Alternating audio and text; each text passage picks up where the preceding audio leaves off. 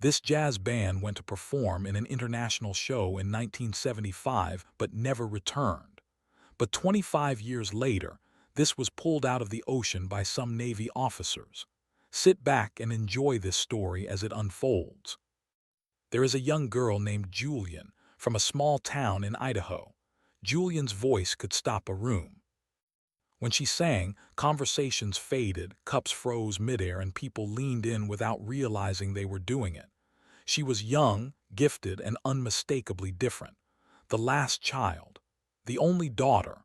The one everyone said sounded like she had music in her blood. But that blood came from somewhere. Before Julian ever came to be, there was her father, Mr. Clement Jeffrey, a name spoken with respect in the town, sometimes with disbelief. He once had great potentials of becoming a musician when he was young, but he grew up to become a wealthy fisherman whose boats lined the shore like a private fleet, whose cold rooms were always full, whose generosity fed families during bad seasons. His house stood apart, solid and quiet, a symbol of success pulled from water. Still, you might wonder, how did a man with great potential of becoming a musician ended up becoming a fisherman? Mr. Clement Jeffrey had once dreamed of a life far from nets and tides. As a boy, he grew up on a struggling farm, dirt under his nails and hunger never far away. Music was his escape. He sang while working the fields, memorized melodies instead of lessons, imagined stages he would never see. Then responsibility arrived early. As the only son, the weight of survival fell squarely on his shoulders. There was no time for rehearsals, no money for instruments, no room for dreams that didn't put food on the table. When his father died, the choice became final. Clement folded his music away like an old photograph, precious, painful, and useless for keeping a family alive. He turned to the sea because it was honest.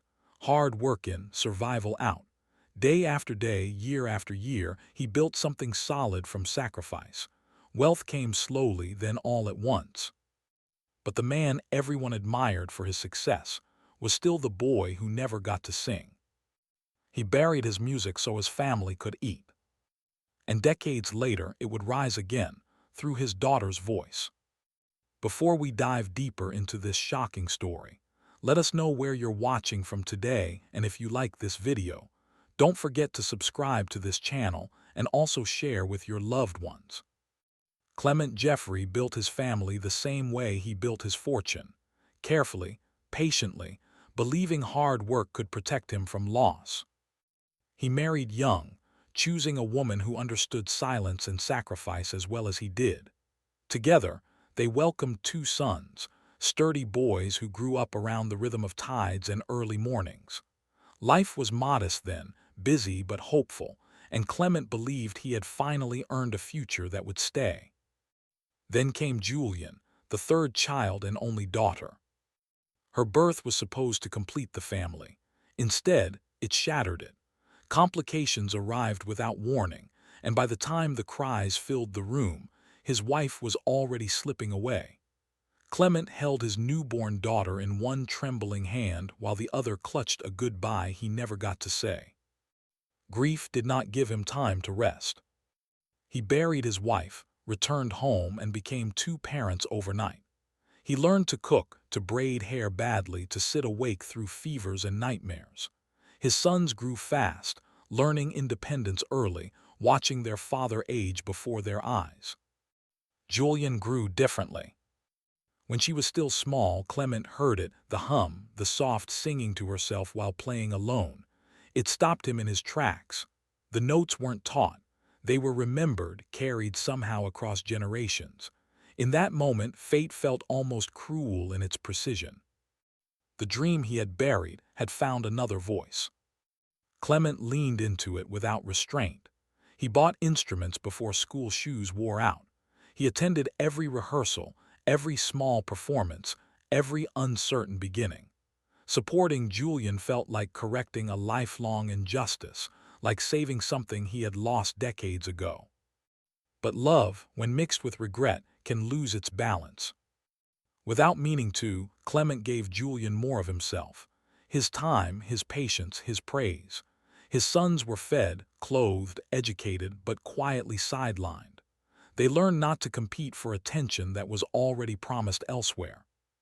Clement told himself it was temporary, that he would make it up to them later. He did not yet understand that favoritism doesn't announce itself loudly. It settles in softly, and by the time it's noticed, it has already changed everything. Julian's talent refused to stay hidden. In high school, she found others who spoke the same language she did, not with words but with rhythm and sound. 3 boys, each gifted in their own way, came together with her after school in empty classrooms and borrowed halls. They called themselves a jazz band, though at first they were little more than passion and borrowed instruments. What they lacked in polish, they made up for in soul. Their music spread quietly at first.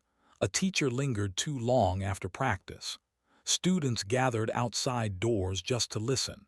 By the time graduation approached, the band had become a rumor. You have to hear them live. On graduation day, Julian stepped onto the stage without fear. The first note silenced the crowd. By the second, people forgot they were sitting on plastic chairs in a schoolyard. By the last, the town was on its feet. Applause rolled like thunder, stunned and unplanned. That night, everything changed. Invitations followed. Small shows turned into booked weekends. Weddings, festivals, community events, each performance sharpened them, each crowd grew larger. Money arrived slowly, then steadily, enough to dream bigger without asking permission. Clement watched it all with a fullness he had never known. He became more than a father. He became a believer. He paid for better instruments when the old ones cracked. He funded travel when distances grew longer.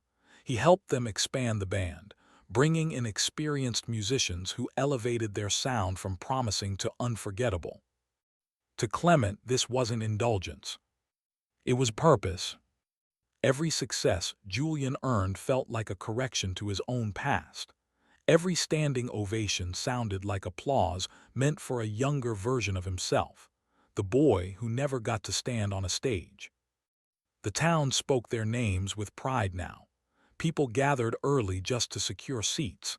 Some said Julian was destined for bigger stages, that the world beyond the town was already calling. Clement believed them.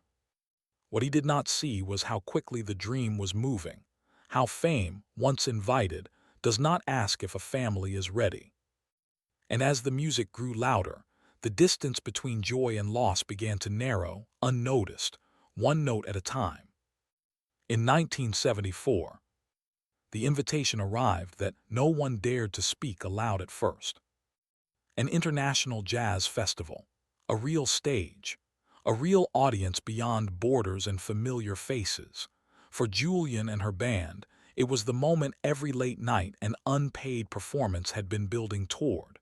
For Clement, it felt like destiny finally completing a circle it had broken decades earlier. The morning of the flight carried a strange electricity. Laughter came easily. Instruments were packed with care. Promises were made about souvenirs and stories to bring home.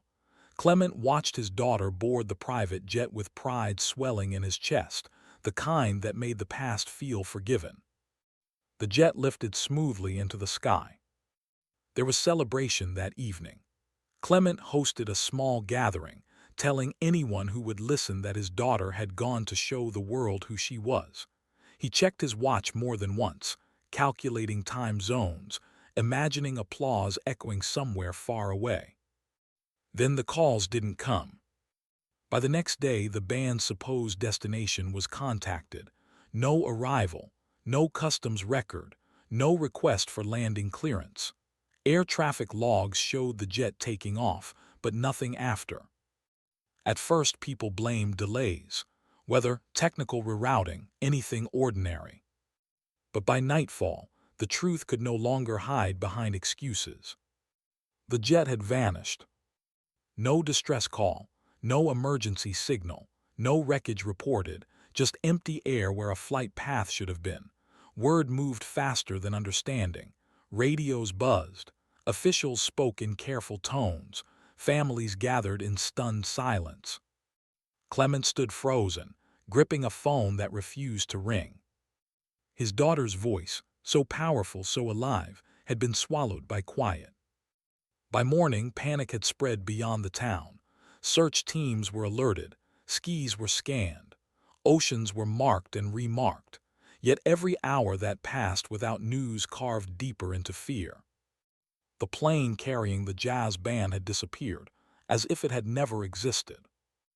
And for Clement Jeffrey, the dream he had waited a lifetime to hear had gone silent, mid-song, without warning, leaving behind a question that would haunt him for decades. How does something so full of life vanish without a sound? Within days, the disappearance of the private jet drew international attention. Radar data was examined and re-examined. Flight paths were reconstructed inch by inch. Naval vessels cut through vast stretches of ocean while aircraft scanned the surface below, searching for oil slicks, debris, anything that could explain the silence. Nothing surfaced. The sea remained calm, almost indifferent, offering no wreckage and no answers. Weeks turned into months as search zones expanded, then quietly stalled. Officials spoke in measured statements, careful not to use the word dead. There was no proof, no bodies, no final transmission. Julian and her band were declared missing. For Clement Jeffrey, that single word became a prison. He lived between hope and grief, unable to step fully into either. Every unfamiliar sound made him look up. Every ringing phone froze him in place. He imagined scenarios where she had survived, stranded somewhere, waiting for rescue that hadn't come yet. Years passed. The town learned how to say remember when Julian sang without choking on the words. Clement grew older, slower. His wealth meant nothing now. Boats still went out. Fish still came in. But the man who once measured success in progress now measured time in waiting.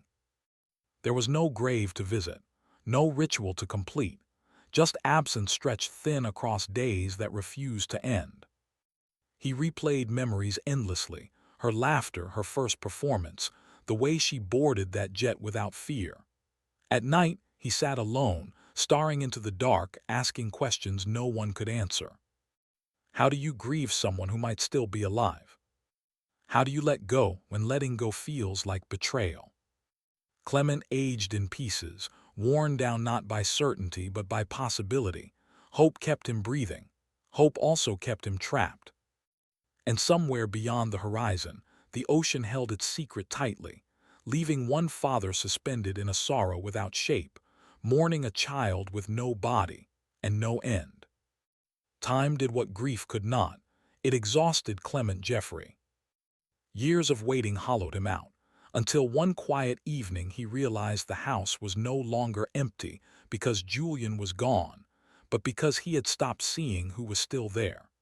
His two sons had grown into young men while he stared at the horizon, hoping for a miracle that never arrived.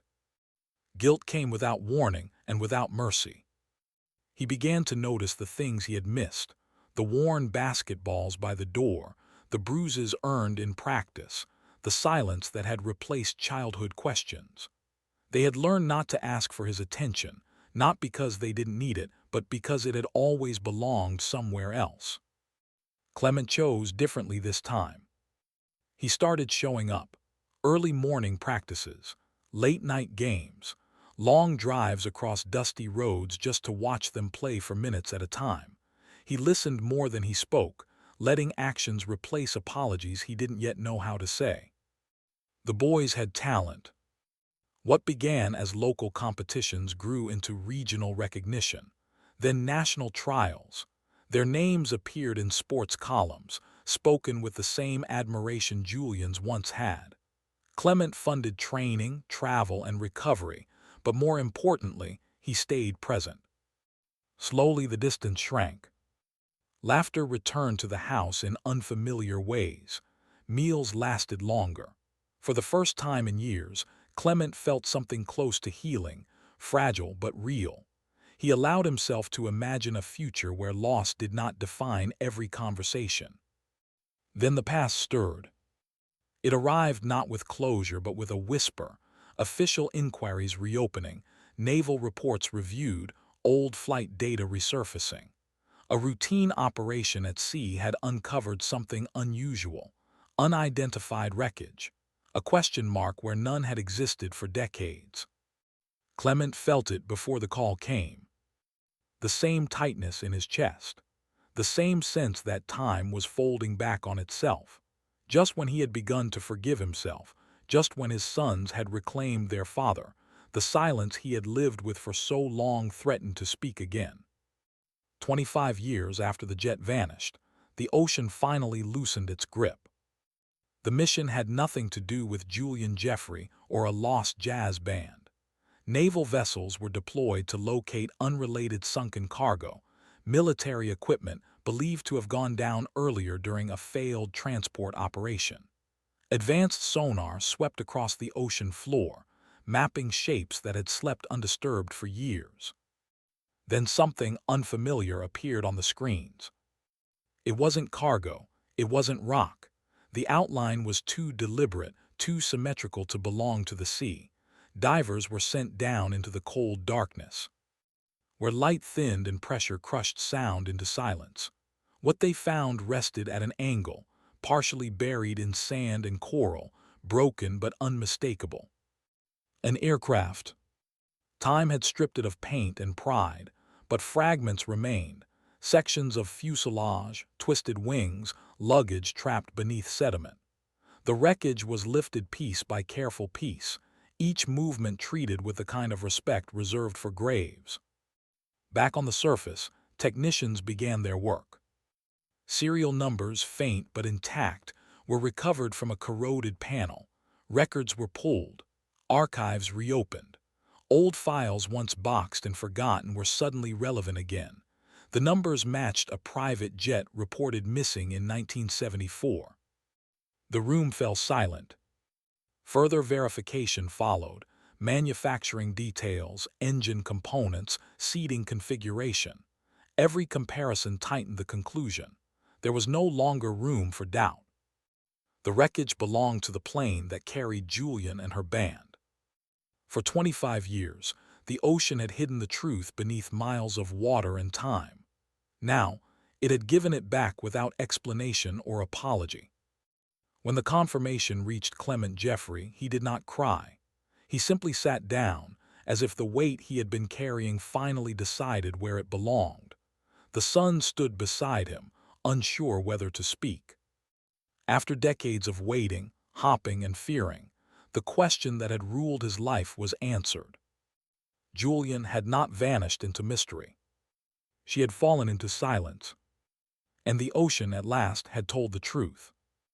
The investigation moved quickly once the wreckage was confirmed, but its conclusions offered no relief. Experts studied every fragment pulled from the ocean. The engines showed no sign of tampering. The controls revealed no struggle. There were no traces of explosives, no evidence of mechanical failure caused by neglect or interference. Weather reports from that day in 1974 were retrieved and reconstructed, revealing violent air currents and sudden atmospheric instability along the jet's path. The verdict was painfully simple. The plane had been overtaken by weather it could not escape. No sabotage, no crime, no enemy hiding in the shadows. Just fate. For years, Clement Jeffrey had lived with questions that gave his pain direction. He had imagined negligence, greed, or human error, something tangible, something to blame. Now, standing in the quiet of his old age, that illusion dissolved. There was no villain to confront, only the truth. His hair had gone gray. His hands, once strong enough to pull nets from the sea, now trembled slightly when he held the report. The document explained everything except how a man was supposed to carry grief this clean and final. There would be no trials, no apologies, no justice delivered through punishment. And that hurt the most. The world had moved on while he waited. His daughter's life had ended mid-dream, not because of cruelty, but because the universe does not negotiate with hope. Clement asked himself, a question he had never needed to answer before. What does justice look like when no one is guilty? The answer did not come easily.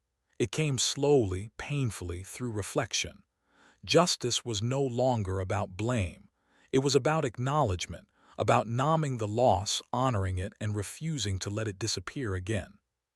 The truth had arrived without comfort, but it had arrived. And for the first time in 25 years, Clement Jeffrey was no longer waiting. He was grieving. The day of the memorial arrived like a quiet storm. The town gathered along the shore where the wind carried both salt and memory. Candles flickered on makeshift altars, and photographs of Julian and her band were displayed in frames that had been polished for decades. Musicians who had once shared a stage with her played soft jazz, each note trembling with reverence and sorrow. It was not a celebration of life fully lived, but a recognition of dreams that had been stolen mid-flight.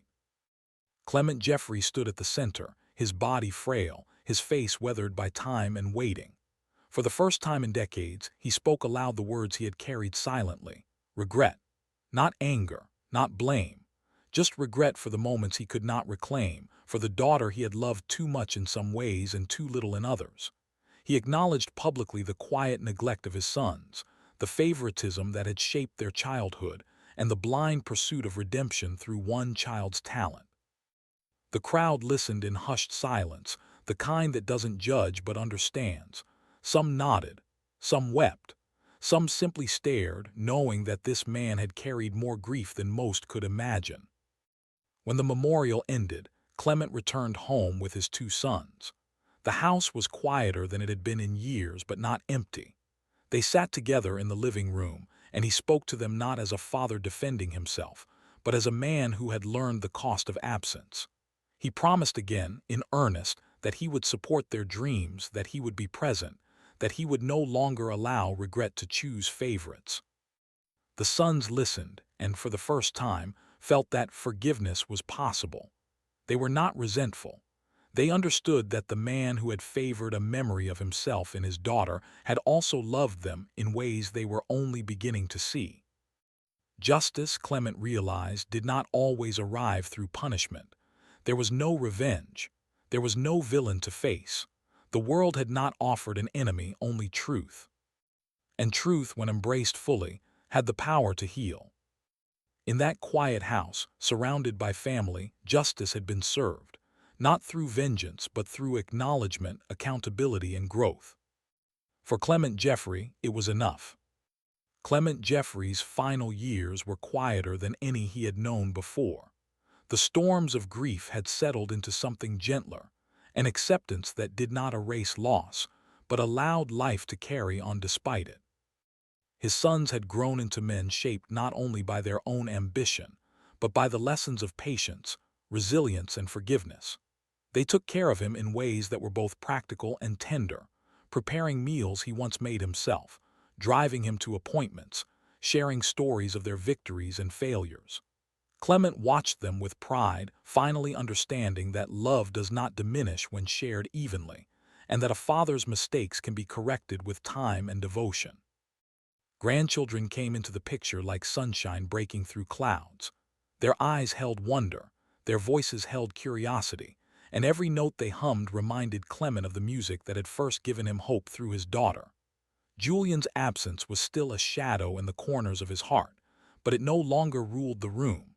Her spirit lived on through the scholarship and music school established in her name, a gift for aspiring musicians who would never know her, yet whose lives would be touched by the voice Clement had once dreamed of hearing.